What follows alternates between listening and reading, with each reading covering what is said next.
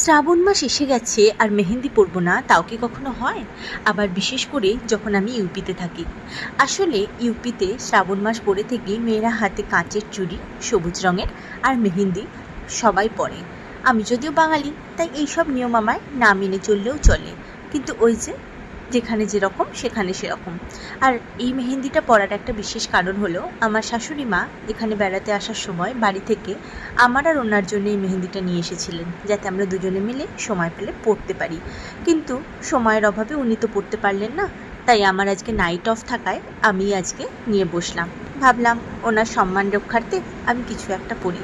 যাই হোক, ডিজাইনটা কেমন হলো তোমরা বলো। এই কাজে আমি একদমই পটু নই, আর মেহেন্দি পরতে আমি খুব বেশি ভালোবাসি না। খুব কম, হয়তো জীবনে একবার বা দুবার এর আগে নিজে নিজে মেহেন্দি পরেছি। যাই হোক, যাই বা হোক, কেই বা দেখছে। নিজের মতো নিজে কিছু একটা করে নিলাম। কেমন হলো তোমরা অবশ্যই জানিও। আর তোমরা যদি কারাও কাচের চুড়ি বা মেহেন্দি পরে থাকো, তার ডিজাইন অবশ্যই কমেন্ট বক্সে ছবি সহ দিও, আমার খুব ভালো লাগবে। দেখা হচ্ছে পরের ভিডিওতে। বাই।